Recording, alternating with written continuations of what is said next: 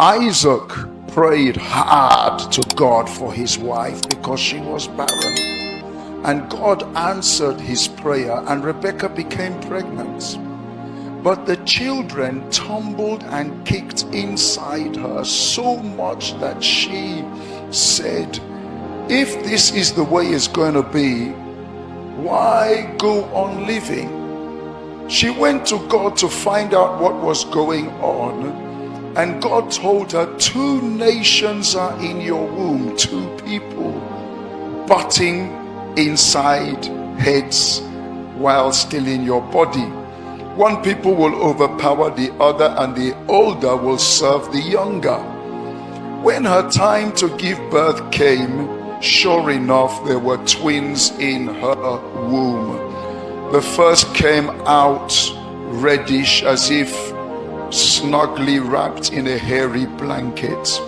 They named him Esau, which means hairy. His brother followed, his fist clutched tight to Esau's heel. They named him Jacob, which means heel. Isaac was 60 years old when they were born.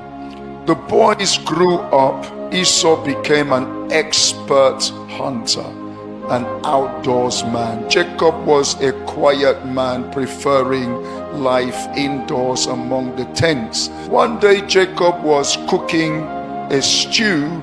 Esau came in from the field starved. Esau said to Jacob, give me some of that red stew. I am starved. That's how he came to be called Edom, red. Jacob said, make me a trade, my stew for your rights as the firstborn. Esau said, I am starving. What good is a birthright to me? And he did it on oath. Esau traded away his rights as the firstborn. Jacob gave him bread and the stew of lentils. He ate, he drank, he got up and left. That's how Esau shrugged off his birthright. I want to talk about abstinence. The power of abstinence. Abstinence is the #1 destiny promoter. Abstinence is also the #1 destiny destroyer. Your battles and my battles and the battles of life, they begin right from the womb. You see here 2 people. They were contesting one another, jostling with one another for the prominence right from the mother's womb. That's where the battle began. And right from the mother's womb, Esau got the upper hand over Jacob. From the womb, Esau, there was a fight for who will be the first to be the firstborn, who will come out first. And that battle in the womb, in fact, the Bible says, as Esau was coming out, Jacob grabbed the heel. He grabbed the heel of Esau to drag him back. That's how serious the battle for firstbornship, prominence. And right from the womb, Esau actually won that fight. He came out as the firstborn. That's very powerful. To be the firstborn, all double of what all your other brethren have. To be the firstborn, the power, the authority of the whole family is given over to you. And it wasn't just an ordinary firstborn. He was the firstborn of Isaac, the son of Abraham. To be of that lineage, to be the firstborn of the most powerful lineage in the earth. And he won that fight and came out from the womb on top with so many good things going for him. I decided to read from Message Bible because the Message Bible also adds another big plus for Esau. The Bible says he was an expert hunter. He wasn't just a hunter. He was a master. And of course, you know that hunting in those days was like a major profession. So this guy Esau was very powerful. He had a lot of things going for him, and he was very hardworking. And in the outward, Esau was hairy. He's what you would call a macho man. He was a real man, physically strong, powerful, everything in the physical. Esau had it, but it's not the physical that matters. In the spiritual, Esau was a wimp. In the spiritual, Esau did not have what it takes to be able to succeed, even though he was the firstborn. But because in the spiritual he was weak, he lost all of his advantages, and the younger brother, who he was already ahead of, actually superseded him and overcame him. You know, that was a very serious battle. Now Psalm 127 verse 1 and 2 says, unless the Lord builds the house, the builders labor in vain. Unless the Lord watches over the city, the guards stand watch in vain. It is vain for you to rise early, to stay up late, toiling for food to eat, for he grants sleep to those he loves. He grants food. God gives grace, favor, help to those he loves. And the same Bible in Romans chapter 9 verse 13 says, Jacob I love, Esau I hated. And the reason why Esau was hated by God is because Esau was not a spiritual man. Esau was a carnal man. Esau, what crippled his destiny was he failed to live in the spirit. He failed to bring his flesh under subjection, to be connected to the spirit, to God, to receive grace and help from the Lord. Esau was, because he had it in the physical, he was a physical man, he was a fleshly man, and in the most critical seasons of his life, when he was supposed to live a fasted life, in the most critical seasons of his life, when he was supposed to discipline the flesh, bring the flesh under subjection, abstinence. Any man that really wants to please God, you have to abstain from the things that gives pleasure to men. You have to cut off from the things that become idols, the things that become idols in the lives of men. And Esau could not really do that. Esau was driven by the flesh, the lust of the flesh. He wants it, and he wants it now. And if he can't get it now, then he can go crazy. That was Esau. He wasn't driven with a pursuit for God and a passion for God. Abstinence and fasting.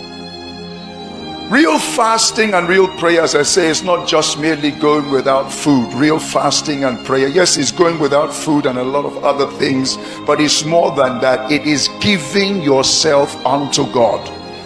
If you only go without the food and without the whatever, and you don't give yourself to God, you don't pursue him, you don't reach out for him, you don't show passion for him, so you have not really fasted. You were just doing an exercise.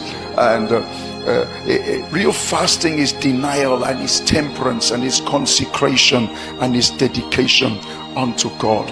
I want to say to you, beloved of God, Esau lost it because on the most critical day of his life, when he should have been observing fasting and abstinence, he couldn't go without food.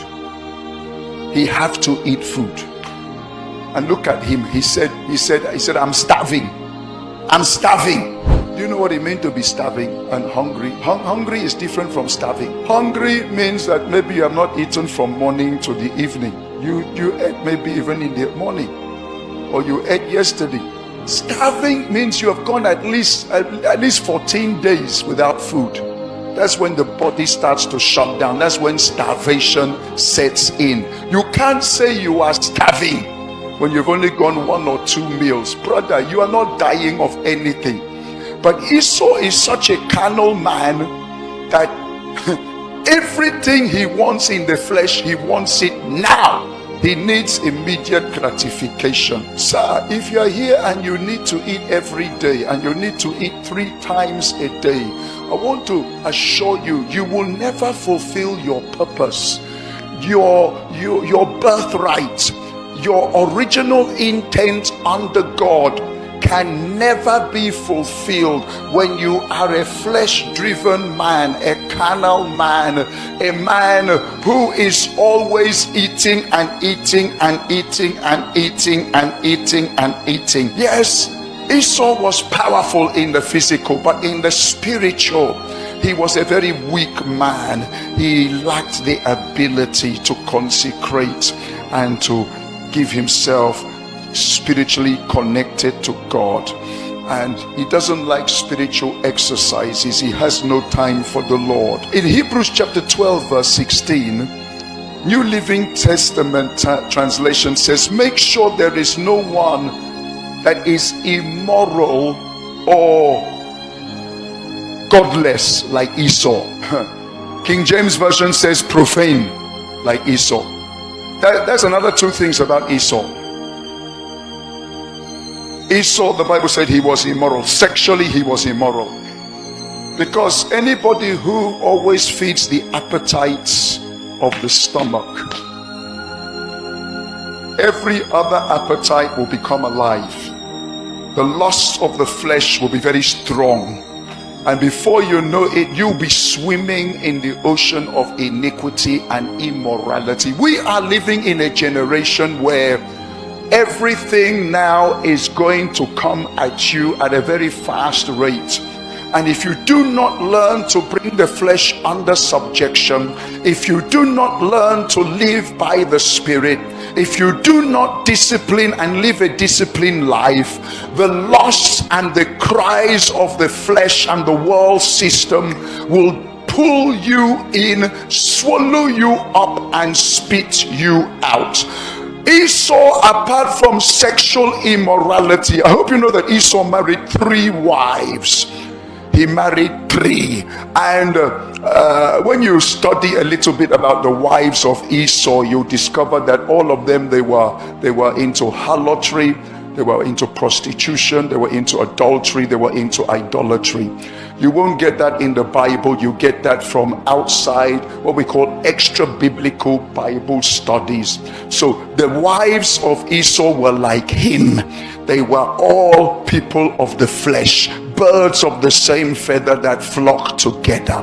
That was how Esau was just living that life, and that was the life of his family, that was the life of his home, that was the life of his marriage. Esau was very impulsive.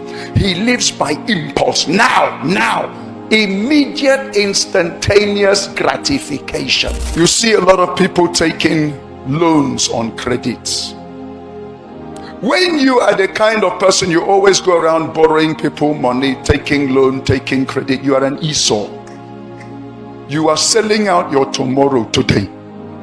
You want to drive car, you want to have house, you take loans, you want to live in a big house bigger than you are. You want furniture that you look, you can't you sleep on the floor?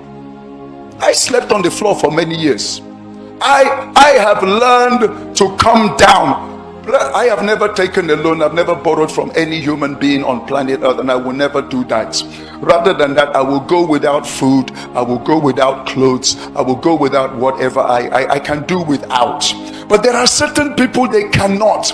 They are like Esau. They are ready to sell out everything to get and grab.